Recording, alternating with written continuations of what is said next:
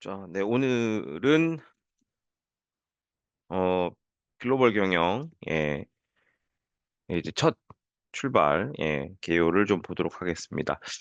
뭐 글로벌 경영은 많은 뭐 참고 도서나 자료에서 정의가 되어 있겠습니다만은 어 이제 기업의 비즈니스 자체가 특정 국가, 우리나라, 뭐 지역에 국한되어 있는 것이 아니라 해외, 다른 나라로 그 비즈니스 활동을 확장하는 것을 이야기하는 거고요.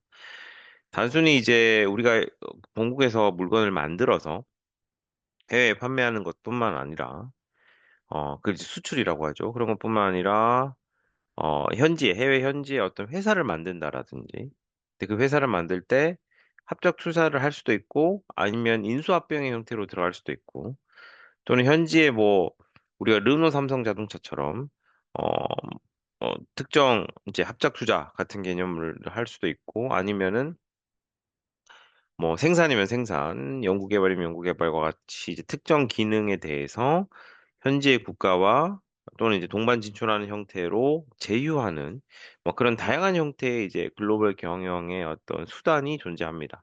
그래서 그런 것들을 우리가 효과적으로 수행하기 위해서 오늘 이제 글로벌 경영의 어떤 개요에 대해서 좀 보는 겁니다.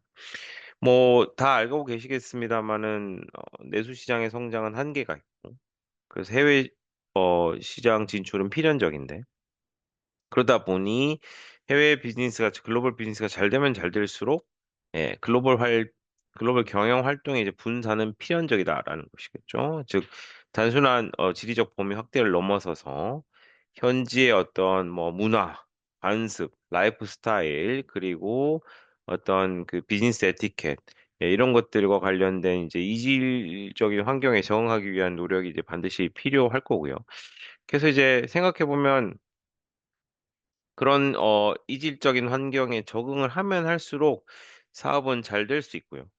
근데 사업이 잘 되는 방향으로 계속 이질적인 환경에 이제 적응을 하다 보면 또 한편으로는 어떤 원래 어떤 그 기업이 가지고 있던 고유의 어떤 뭐 문화라든지 역량이라든지 이런 것들이 또 약해질 수 있는 그런 문제점이 존재할 수 있습니다. 그래서 이제 경영 활동의 분산은 필연적입니다만은 동시에 또 이 뭐 가격 문제라든지 제품의 품질이라든지 이런 측면에 있어서 여러 이제 해외에 지리적으로 분산되어 있는 어떤 공장이나 지사 간의 활동 간 통합이라든지 조정 같은 것들이 반드시 이제 필요하다라고. 즉, 다시 말해서 이 글로벌 경영이 좋은 건데, 글로벌 경영을 잘하기 위해서는 경영 활동을 전략적으로 분산을 하면서도 또 전략적으로 통합을 해야 되는 이런 아주 복잡하면서도 어려운, 하지만 중요한 이제 도전에 직면해 있다라고 볼 수가 있겠습니다. 우리 지역 같은 경우에는 잘 보시면 대세충, 수출의 어떤 비중이 2020년, 2021년, 2022년 이렇게 쭉 올라가다가 이제 최근에 충남의 어떤 좀 어려움, 그 충남의 어려움으로 인해서 어떤 세종과 뭐 대전도 좀 부진한 그런 모습이 보이는데요. 이제 현재 충청권 같은 경우는 제조업이 국내 수출의 15% 정도를 차지하고 있습니다. 근데 아시다시피 뭐 주 수출 품목이 반도체 디스플레이, 뭐 자동차 부품 등등과 같이 우리나라 주력 제조업에 속하에 있기 때문에 어 상당히 이제 이 충청권에 있어서도 글로벌 경영이 상당히 중요한 이슈다라고 볼 수가 있겠습니다. 자, 그래서 이 기업의 글로벌 경영과 관련해서 몇 가지 이제 기본 개념을 좀 보려고 하는데요. 그 첫 번째가 바로 이제 뭐 국제화라는 표현도 있고요. 그다음에 글로벌화라는 표현도 있고, 그다음에 국적이 뭐 이제 해외 진출하게 되면 이제 기업의 국적이 이제 모호해지는 그런 이제 현상이 있을 수 있는데 그것도 역시 또 다국적이 있고 초국적이 있다. 뭔가 비슷하지만 서로 다른 의미를 갖는 이런 단어들에 대해서 한번 이제 우리가 이해하고 넘어가 보도록 하겠습니다. 자, 국제화입니다. 국제화 같은 경우에는요, 어, 국가나 이제 어떤 지리적인 범위에 따라서 다른 나라 국가로 이제 만약에 우리가 해외 진출을 할 때, 한국에서 만약에 중국 같다. 그러면은 한국에서의 전략을 중국에 그대로 적용을 하는 것이 아니라 중국 시장에 맞는 뭐 가격 전략이라든지 뭐 용량이라든지 AS 정책이라든지 뭐 그런 것들을 택한다. 즉 다시 말해서 해외 진출 시에 개별 국가 즉 시장에 대해서 저마다 이제 다른 전략을 맞춤형 전략을 전개할 수 있는 그런 것들이 바로 이제 국제화다라고 볼 수가 있겠습니다. 그래서 국제화의 특징은 개별 국가마다 다른 전략을 전개하기 때문에 기본적으로 이 경영 활동의 분산의 정도가 강하게 나타난다라고 볼 수가 있겠습니다. 그에 비해서 이제 글로벌화 같은 경우에는 전 세계 시장을 단일 시장으로 보는 겁니다. 그래서 통합된 전략을 수립하는 것이 바로 이 글로벌라이제이션, 글로벌화인데요. 즉 중국에서의 가격, 한국에서 가격, 미국에서 가격 똑같습니다. AS 품질 다 똑같다.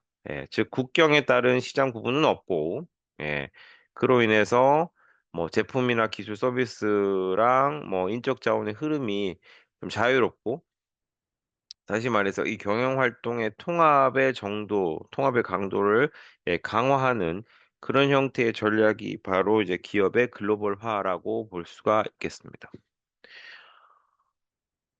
자, 그 관점에서 우리가 이제 다국적 기업과 초국적 기업을 좀 이해를 할 수가 있겠는데요. 이 다국적 기업은 아까 말씀드린 것처럼 이제 개별 국가에 대해서 이제 다른 전략을 전개한다는 측면에 있어서 이 국제화와 이 다국적 기업 간에 조금 이제 유사한 맥락, 의미를 가지고 있습니다. 다국적 기업이라고 하면은 핵심 기능, 제품 개발이라든지 전략 같은 것들은 기본적으로 이제 모국이 있는 이제 본사에서 수행을 하고요. 판매만, 마케팅만 이제 해외 자회사에서 직접 수행하는 그런 형태가 우리 바로 이제 다국적입니다. 즉, 국적이 여러 개다라는 것은, 어, 결국 개별 시장에 따라서 다른 전략을 전개한다라는 그 개념과 이제 연결이 돼 있다라고 볼 수가 있을 것 같고요. 그다음에 초국적 같은 경우에는 이제 국적이 없는 겁니다. 왜냐하면은 이 회사의 핵심 기능 같은 것들이 뭐 예를 들어서 뭐 삼성이라는 회사가 있다라고 본다면 뭐 R&D는 해외에 있고 뭐 제품 개발은 미국에 있고 뭐 이런 식으로 예. 글로벌 네트워크 상의 그 각각의 어떤 기업의 경영 활동에 있어서 최적의 어떤 성과를 낼 수 있는 그 위치를 찾아서 그것들을 굳이 모아두지 않고 예, 떨어뜨려 놔서 이제 최적의 자원들을 조달할 수 있도록 구성하는 기업이 바로 초국적 기업이 되겠습니다. 뭐 제품 라인별로 본사 위치가 다를 수 있다라고 했는데요. 뭐 예를 들어서 삼성전자의 스마트폰 사업부 같은 경우에는 뭐 수원이 본사이지만 삼성전자의 반도체 사업부는 미국이 본사인 경우 뭐 그런 것들이 바로 이 초국적 기업의 한 형태가 될 수 있다라고 볼 수 있겠습니다. 그래서 정리를 하면 다국적 기업은 국적이 여러 개다. 예. 반면에 초국적 기업은 국적이 없다. 국적을 초월한 그런 이제 기업이다라고 우리가 볼 수가 있겠습니다. 자, 그래서 이제 보시면은 근데 이제 현실적으로 이제 초국적 기업 같은 경우는 이제 좀 잘 찾기가 어렵습니다. 그래서 이제 통계로 잡히는 것은 여기 보시는 것처럼 다국적 기업이라고 볼 수가 있겠는데요. 다국적 기업의 특징, 예, 결국에는 그 해외에서 어떤 벌어들인 돈이라든지 해외에서의 어떤 공장 투자라든지 해외 고용과 같이 그런 이제 뭔가 핵심 지표에서 이제 높은 비중을 차지하는 높은 비중을 기록하는 기업들을 우리가 다국적 기업이라고 이제 보고 이제 다국적 기업으로 선정이 된다면은 이제 이 기업이 어떤 글로벌 어떤 뭐 브랜드 가치라든지 시장에서의 인지도 그다음에 어떤 업종에서의 리더십 이런 부분이 상당히 뛰어나다라고 볼 수가 있겠죠. 여기서 보시면은 뭐 그 TNI라는 것이 이제 다국적 기업의 어떤 지수라고 볼 수가 있을 것 같고요. 요거는 보시면은 뭐 Transnationality Index라고 보긴 하는데요. 그 관점에서 삼성전자가 이제 39등 정도. 근데 이제 100대 기업 중에서는 포춘 글로벌 100대 기업 중에서는 사실 한국이 3개밖에 없다. 삼성, 현대차, SK. 그래서 이런 측면에 있어서 만약에 한국 기업이 내수시장이 작고 수출이 어떤 경제 성장에 상당히 중요한 동인이고, 동시에 이제 지속 가능한 성장에 있어서 수출이 정말 중요하다라고 본다면 한국 기업의 어떤 다국적화 또는 초국적화 뭐 이런 것들이 상당히 중요한 과제가 될 수 있다라고 볼 수가 있겠습니다. 이게 그 관점에서 우리가 지금 뭐 인터내셔널, 글로벌, 멀티내셔널, 트랜스내셔널이라는 단어 네 가지를 사실 다 봤습니다. 다 봤는데 아까 제가 그래서 인터내셔널라이제이션 같은 경우에는 우리가 멀티내셔널로 연계를 할 수가 있다고 했고 그 다음에 트랜스내셔널 의 개념은 우리가 글로벌라이제이션의 개념과 좀 이해를 할 수 있다라고 말씀을 드렸었는데요. 근데 한 가지 축이 좀 더 있습니다. 즉, 보시는 것처럼 만약에 우리가 어떤 그 경영 활동의 통합이냐 분산이냐의 관점에서는 멀티내셔널과 인터내셔널 전략이 같은 차원에 있고요. 만약에 글로벌 통합의 강도가 강한 측면에서 본다면 글로벌 전략과 트랜스내셔널 전략이 같은 디멘전에 이제 있습니다. 근데 여기 보시는 것처럼 로컬 리스폰시브니스, 로컬 리스폰시브니스라는 새로운 하나의 축이 또 추가가 되면 인터내셔널과 멀티내셔널, 그다음에 글로벌 스트래지와 트랜스내셔널 스트래지를 구분할 수 있는 그런 관점이 생기게 됩니다. 그러면 이제 바로 로컬 리스폰시브니스가 뭐냐? 결국에는 로컬의 어떤 특정 지역이나 국가의 아주 특정한 니즈를 만족할 수 있는 제품과 서비스를 상당히 이제 공격적이면서도 적극적으로 활발하게 이제 개발해서 시장에 판매하는 그런 형태가 바로 이제 로컬 리스폰시브니스가 높다라고 볼 수가 있겠습니다. 그래서 보시는 것처럼 만약에 로컬 리스폰시브니스가 높다, 글로벌 인티그레이션이 낮음에도 불구하고 그러면 정말로 이 회사는 예, 어떻게 보면 이제 멀티나이션 전에 어떻게 보면 이제 그 각 지역별로 각계 전투하는 겁니다. 이 글로벌 표준 제품은 없다. 전 세계 사람들의 생각은 다 다르다. 그렇기 때문에 각 시장에 맞는 제품은 각 지역에서 공략을 한다. 그런 관점에서 우리가 멀티내셔널 스트래지라고 이해를 할 수가 있고요. 다른 말로는 도메스틱 내수 시장이 여러 개다. 즉 이제 해외 자회사가 독자 운영하면서 본사랑 해외자에서 독립적인 관계를 가지면서 철저하게 현지 시장에 적응한 제품을 개발하는 그런 전략이 바로 멀티내셔널 스트래지다라고 볼 수가 있을 것 같고요.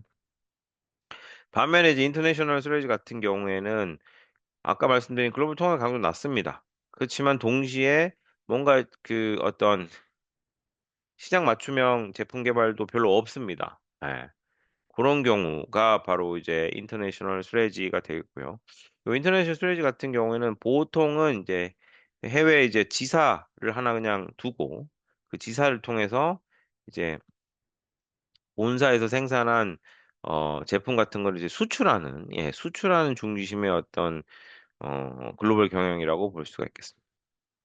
자, 그 다음에는 글로벌 인티그레이션 강도는 강한데, 로컬 리스폰시브니스는 약한 경우가 되겠습니다. 요거는 결국에는 본사에서 이 강력하게 어떤 제품의 표준화라든지 이런 것들을 통제를 하면서 어, 해외에 있는 이제 기업 같은 경우에는 본사의 어떤 강력한 통제를 받고 종속적인 관계에 있는 그런 형태가 바로 이제 글로벌 스트레지가 되겠습니다. 이 본사가 똑똑하니까, 여러 이제 해외 진사들은 뭔가 해외 현지 맞춤형 제품을 개발하기보다는, 글로벌 표준화된 제품을, 어, 본사에서 개발을 하면 거기에 맞춰서, 현지 시장을 공략하는 그런 전략이 바로 글로벌 스트래지가 되겠습니다. 자, 마지막으로는 글로벌 인테그레이션 강도도 높으면서 동시에 로컬 리스폰시브도 높은, 예, 본사에서 강력한 이제 그 자회사들에 대한 통제 의식을 가짐과 동시에 또 자회사들도 로컬 리스폰시브니스에 대한 대응의 중요성을 강조하고 거기에 대해서 또 본사들도 받아들여서 서로 이제 스페셜라이제이션 전문화된 자산을 가지고 있는 그런 상호 의존적인 관계가 바로 이제 트랜스내셔널 스트레지입니다. 결국에는 해외에 있는 본사가 분명히 있겠습니다만은 모태가 되는 지역은 있겠습니다만은 해외의 어떤 지사 또한 본사 못지 않는 어떤 역량과 자원을 가지고 있기 때문에 이제 이 회사의 국적은 뭐냐 도대체. 스위스 한국에 있는 기업인데 분명히 이거 한국 기업이라고 있는데 스위스에 본사가 있다고 하고 스위스의 인력도 사실은 세계적인 인력들이고 이 스위스에 있는 이 기업의 사무실에 상당히 이제 기라성 같은 인재들이 왔다 갔다 하고 있다. 뭐 그런 것들이 바로 이제 트랜스내셔널 스트래티지의 형태라고 볼 수가 있겠습니다. 그 대표적인 사례가 이제 여기 보시는 뭐 네슬레 같은 회사가 되겠습니다. 자, 여러분 네슬레 다들 뭐 한 잔씩 드셔보셨겠지만은 이 회사는 스위스의 기업임에도 불구하고 총 자산의 대부분 해외에 있고 총 매출액의 해외 매출 비중이 거의 대부분이고 스위스 본사라고 할 수 있는 그 스위스의 어떤 사업체가 되겠죠. 사업체의 어, 종업원의 비중은 3%에 이제 불과하다라고 볼 수가 있겠습니다. 자, 그 다음에는 프랑스의 이제 뭐 시트로엥, 푸조 같은 경우에는 뭐 GM 유럽 사업체인 오펠, 벅스올 이런 거 인수를 하면서 뭐 상당히 이제 업종과 관계없이 뭐 이제 진출한 회사로 볼 수가 있을 것 같고요. 그 다음에 소프트뱅크의 비전 펀드 같은 경우에도 네, 뭐 투자하는 회사 자체가 라틴 아메리카, 또는 중국 국적을 가릴 것 없이 상당히 이제 초국적 기업의 형태로 사업을 전개하고 있다라고 볼 수가 있겠습니다. 자, 그래서 이제 우리가 여기 보시는 것처럼 그 초국적 기업도 보고요, 다국적 기업도 보고 했었는데요. 어찌됐든 초국적 기업이 됐든 다국적 기업이 됐든 어 글로벌 시장에 진출을 이제 열심히 한다라는 겁니다. 그 관점에서 도대체 글로벌화를 촉진시키는 요인들은 뭐냐라고 우리가 한번 생각해 볼 수 있겠습니다. 즉 다시 말해서 무엇이 초국적 기업을 탄생시키는가? 결국에는 보시는 것처럼 뭔가 막대한 투자를 해야 됩니다. 막대한 투자를 해야 되고 규모 경제 효과가 이제 큰 산업에서는 막대한 투자가 필요한데 그러려면은 이제 대규모 생산 체제를 구축하게 되고, 이 경우에는 이제 원가는 떨어뜨려 놨는데 이제 생산을 해야지 우리가 규모의 경제 효과가 발생하니까요. 그랬을 때 이제 내수 시장 수요만으로는 투자 회수가 어렵기 때문에 자연스럽게 전 세계 시장 수요를 목표로 예, 하는 그런 이제 전략을 전개하게 된다라고 볼 수가 있을 것 같고요. 그 다음에 뭐 계속해서 기술 혁신을 위한 R&D 투자가 증가하고 있습니다. 새로운 기술, 좀 더 성능이 개선된 기술을 개발하기 위해서는 돈이 많이 들어가게 되는데, 이 경우에도 뭔가 좀 효과적으로 어떤 인력을 채용하고, 시간을 단축하고, 뭐 그런 관점에서의 어떤 R&D 활동을 하기 위해서는 적재적소의 인재들을 찾아서 같이 팀으로 조직하고 연구개발에 이제 실행하는 것이 중요합니다. 그러기 위해서는 해외 인재도 적극적으로 영입을 해야 될 거고 그런 관점에 있어서 이제 글로벌 경영이 필수다. 그 관점에서 우리가 또 이 오픈 이노베이션의 도래, 시대의 도래도 이해를 할 수가 있겠습니다. 자, 그 다음에는 시간이 지남에 따라서 요즘 뭐 SNS도 퍼지고, 그런 것처럼 글로벌 수요가 동질해지고 있습니다. 케이팝과 같은 그런 한국의 어떻게 보면 이 팝송계에서의 변방에 있던 콘텐츠가, 미국의 빌보드 차트에 이제 오르는 그런 이제 주류로 부상하게 된 것은 사실 이런 커뮤니케이션 기술 발전으로 인해서 한국의 케이팝 같은 것들이 상당히, 매력적이다. 즉 다시 말해서 과거에는 뭐 앨범을 출시하고 공연을 하고 뭐 TV 방송에 나오고 뭐 그렇게 해야지 이제 노출이 돼서 수요가 발생했는데 그런 것이 아니라 수요 발생의 시간적 갭이 지속적으로 거의 실시간 지속적으로 축소돼가 있기 때문에 글로벌 수요가 이제 동질화되고 있다라고 볼 수가 있을 것 같고요.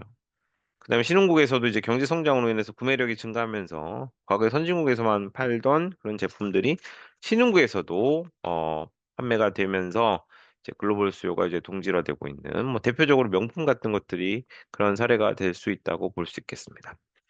자, 이런 관점에서 좀 더 우리가 그 글로벌화를 촉진시키는 요인들을 시장의 동인, 그 다음에 비용 절감의 동인, 시장 창출의 관점에서 이해를 할 수가 있을 것 같고요. 정부 동인 같은 경우에는 어떤 정부의 정책의 변화에 좀 이제 맞추는 그런 형태의 글로벌화. 그 다음에 경쟁 기업 대비 좀 우위를 차지하기 위해서 글로벌화를 추진하는 뭐 그런 형태의 우리가 요인들을 생각해 볼 수가 있겠습니다. 자세한 거는 9페이지, 10페이지에 관련된 내용이 있고요.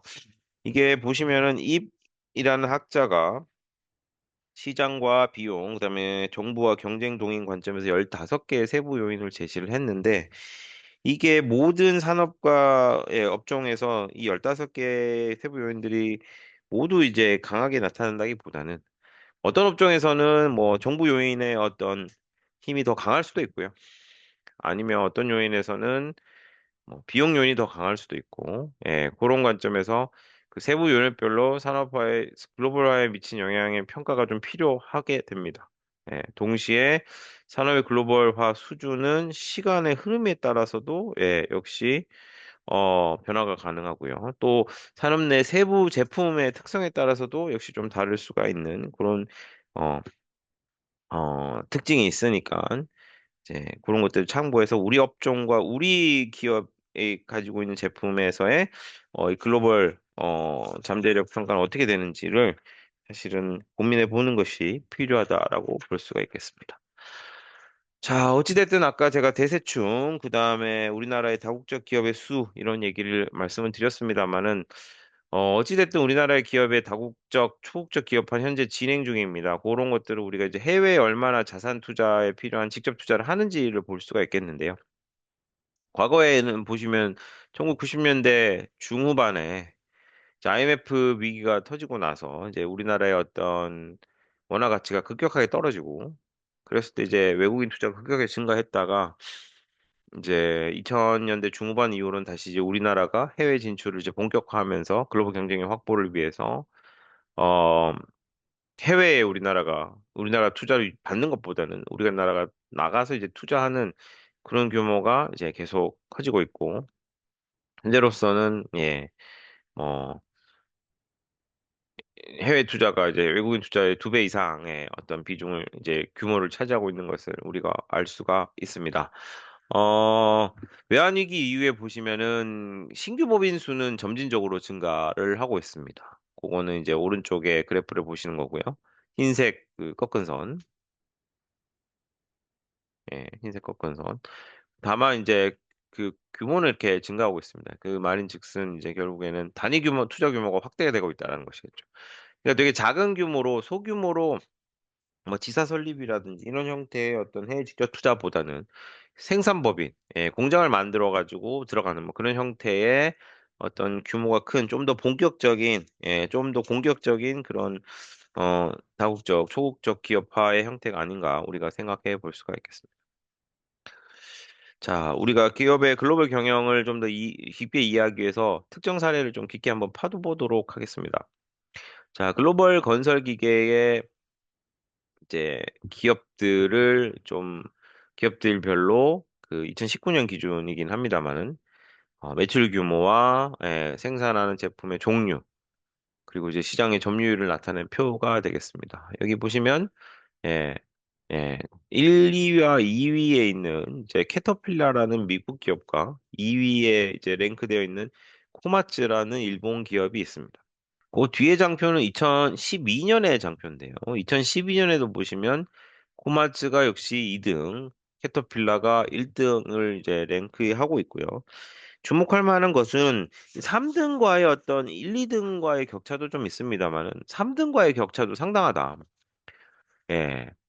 그런 측면에 있어서 사실 1, 2등, 2등이 코마츠라는 기업이 상당히 성공적으로 캐터필라를 이제 추격해 왔다라고 볼 수가 있을 것 같고요. 2019년에 보시는 것처럼 거의 매출 격차가 없습니다. 예, 상당히 이제 좁혀왔는데, 이런 관점에서 이제 쫓는 이제 코마츠와 쫓기고 있는 캐터필라의 대응의 관점에서 우리가 그 여러 가지 뭐 전략적 요인이 있겠습니다만은 글로벌 경영 관점에서 한번 보도록 하겠습니다. 자, 캐터필라는 여기 보시는 것처럼 1886년에 설립이 됐고, 코마츠 같은 경우에는 상당히 이제 1921년에 설립이 되기 때문에 한 40년 정도, 35년 정도의 격차가 있는 캐터필라가 이제 선발 진입자입니다. 그래서 여러 가지 우위에 이제 위치에 있었죠. 왜냐하면은 뭐 미군이 주둔하는 이제 국가에 진출하면서 뭐 도로를 닦거나 건물을 짓거나 했을 때 캐터필러의 어떤 건설기가 많이 투입이 됐었고, 그 관점에서 이제 시장을 이제 무주공산인 경우가 많았었고, 그래서 강력한 딜러망을 구축할 수가 있었고, 혼자 있으니까요. 그다음에 그 제품이 고장 나더라도 그러다 보니까 상당히 이제 애프터 세일즈 서비스 역량이 이제 뛰어난 이런 형태. 그리고 이것을 바탕으로 높은 마진을 누리고 있었습니다. 1980년대 초까지만 하더라도 전 세계 시장을 이제 과점하는 그런 형태가 됐었는데요.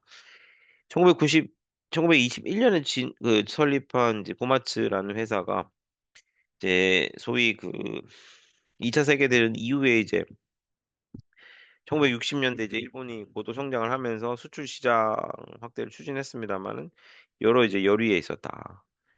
근데 과거 이제 이 기술의 축적이라든지 이런 것들의 측면에 있어서 캐터필러를 따라갈 수가 없었기 때문에 그 이제 코마츠 같은 경우에는 품질 경쟁력을 높이기 위한 활동을 함과 동시에 이제 캐터필러가 비교적 간과하고 있던 이제 소형 중장비 쪽, 이제 용량이라든지 퍼포먼스가 좀 작은 어떤 건설기계 쪽에 집중을 하는 전략. 그 다음에 캐터필러가 선점한 선진국, 여기서 선진국이라고 하면은 결국 유럽이 되겠죠. 유럽과 미국이 아니라 좀 캐터필러가 이제 소위 이제 구매력이 좀 떨어지는 상대적으로 중남미나 동유럽이나 중동 위주로 이제 진출하면서 체력을 그다음에 역량과 이런 것들을 이제 재무적인 자원을 모으기 위한 그런 노력을 해서 그 결과에 보시는 것처럼 1980년까지 10% 이상 낮은 경쟁력 유지하면서 이제 점유율을 15%까지 끌어올렸다라고 합니다. 그래서 이렇게 이제 각 빨리 쫓아오다 보니까 이제 그 1980년대 이후에 어떤 캐터필러 같은 경우에는 음, 그 전까지만 하더라도 이제 소위 본사 미국 중심의 생산만 하고 있었던 것이겠죠. 미국에서 모든 것을 다 생산하는 해외에서는 수출만 하는 뭐 그런 형태가 될 것 같은데요. 예, 그런 관점에 있어서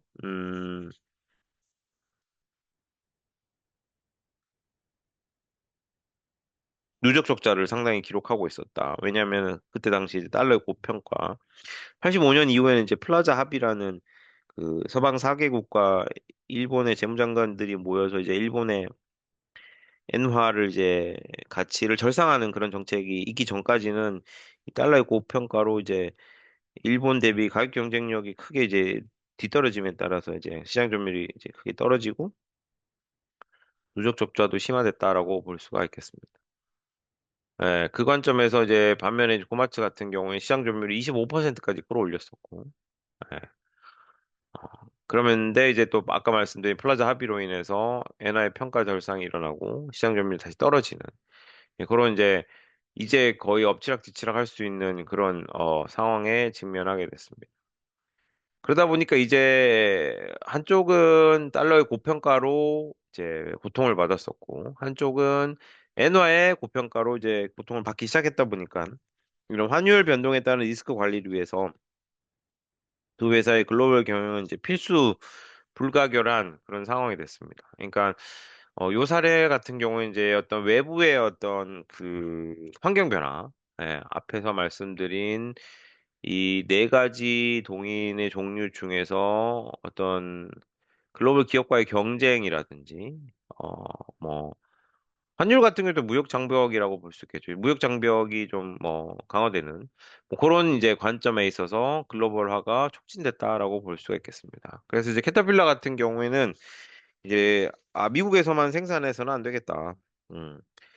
어, 해외에서의 생산을 이제 본격적으로 해야겠다. 다만 그 원가를 절감하는 것이 이제 매우 중요하다. 그래서 미국 내 공장을 폐쇄하고 종사자 수의 60% 이상은 미국 외에서 근무하게 하는, 동시에 이제 해외 공급사로부터 이제 부품 조달 비율을 확대하는, 하지만 어떤 제품의 어, 어떤 품질 같은 경우는 이제 본사에서의 기준을 충족하는 뭐 그런 형태로 어, 그 계속 했었고요. 그다음에 이제 캐터필러 같은 경우에도 동시에 계속 캐터필러입니다. 캐터필러는 이제 일본, 이제 코마츠를 견제하기 위해서, 이제 코마츠가 일본 내수 시장에서 우위를 점하고 있으니까. 근데 이제 결국 많은 기업들이 내수 시장에서의 선전을 바탕으로 이제 해외 시장에서의 공략에 필요한 자원과 이런 것들을 좀 축적해서 쓰거든요. 근데 그런 것들을 견제하기 위해서 이제 고마츠의 경쟁 기업인 미쓰비시 중공업과 합작 기업을 설립한 다음에 그 코마츠가 그 내수 시장에서의 지배적 위치, 이제 지위, 에 따른 어떤 이익을 해외 시장에서의 어떤 손해를 보전하는 데 쓰지 못하도록, 그런 전략도 하게 됩니다. 코마츠도 캐터필러와 유사하게 그 현지 생산 체제를 가속화했고요. 일본 생산 기지에 대한 또 구조 조정을 다 단행했고, 동시에 이제 미국 시장에 진출하기 위해서 캐터필러의 경쟁사들과 다시 조인트 벤처를 맺게 됩니다. 어, 네. 그래서 이제 결국엔 두 회사가 전 세계 시장을 무대로 효과적인 전략 추진과 성과를 달성했다. 보시면은 어떤 로컬 리스폰시브니스에 대해서는 특별한 특징이 없고요. 다만 현지 생산 체제를 갖추고 어, 환율 변동에 대응하려고 했던 그런 전략. 하지만 본사는 여전히 음, 미국과 일본에 존재한다는 측면에 있어서 관점에서 이 두 회사의 전략은 글로벌 스트레지라고 볼 수가 있겠습니다.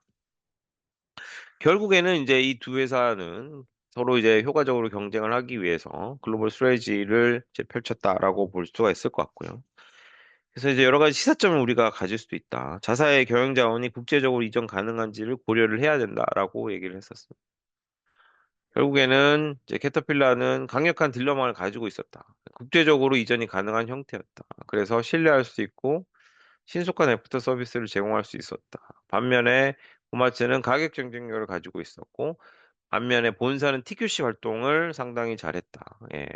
그래서 환율이 이제 오르기 전까지는 TQC 활동을 통해서, 본사 중심의 TQC 활동을 통해서 전 세계적인 경쟁 우위를 확보할 수 있었다라고 볼 수가 있겠습니다. 동시에 이제 이 회사들은 원래 모든 부품의 생산과 조립 같은 것들을 일본과 미국에 각각 집중을 시켰습니다만은 세계 여러 곳에 분산할 수도 있고, 이런 부분들을 우리가 사례를 통해서 활성화를 할 수 있고, 다만 여기서 중요한 것은 도대체 어느 지역과 어느 국가에 그것을 배치할 것인가요? 만약에 인건비가 싸다고 해서 당시에 중국 시장으로 진출을 했다면은 어떤 품질 관리라든지 성능 측면에 있어서 여러 가지 문제가 발생을 했을 수도 있습니다. 그래서 그 관점에서 음, 점진적으로 진출할 것인지, 어떤 지역으로, 어떤 국가로 갈 것인 것뿐만 아니라 얼마나 이제 빠른 속도로 갈 것인지, 이런 것들도 결정하는 것이 이제 매우 중요하다라고 볼 수가 있겠습니다. 그리고 이제 생산 시설의 배치뿐만 아니라 시장 진출에서의 어떤 순서와 타겟도 중요하다. 캐터필러 초기에 이제 고마츠 입장에서 캐터필러와 직접적으로 경쟁하기는 어렵다. 그래서 캐터필러에 비해서 품질이 열악하기 때문에 음, 상대적으로 이제 캐터필러가 비중을 적게 두고 있는 뭐 제3세계랑 동구권을 중심으로 진출했던 그런 것들이 이제 코드포마츠에서는 유효한 전략이었다라고 볼 수가 있겠습니다. 자, 그 다음에 이제 어떠한 전략으로 들어갈 것인가? 결국에는 아까 보셨던 그 서로의 내수 시장 공략을 위해서 이제 조인트 벤처를 체결한 그런 사례를 볼 수가 있겠습니다. 결국 독자 범위를 설립한 것이 아니라 합작 투자나 인수 방법의 방법으로 우리가 합병의 방법으로 생각할 수가 있는데, 이런 것은 예, 어떻게 이제 결정하는 것이 가장 우리 기업을 위해서 이제 현명한 방법인지를 그 확인하는 데 중요한 의사결정이 되겠습니다. 결국에는 글로벌화, 이제 향후에는 이제 보시는 것처럼, 어, 이렇게 이제 글로벌을 추진을 했으니까, 이제는 결국에는 현지화에 대한 조화도 생각하지 않을 수 없다. 그것이 바로 우리가 멀티내셔널 전략의 이제, 죄송합니다. 트랜스내셔널 전략에서의 어떤 핵심이 바로 이제 로컬 리스폰시비리티를 높이는 거가 되겠죠. 그 관점에서 여러 가지 활동들이 되게 중요한데, 그 내용들은 다음 시간에 다시 좀 더 깊게 하도록 하겠습니다.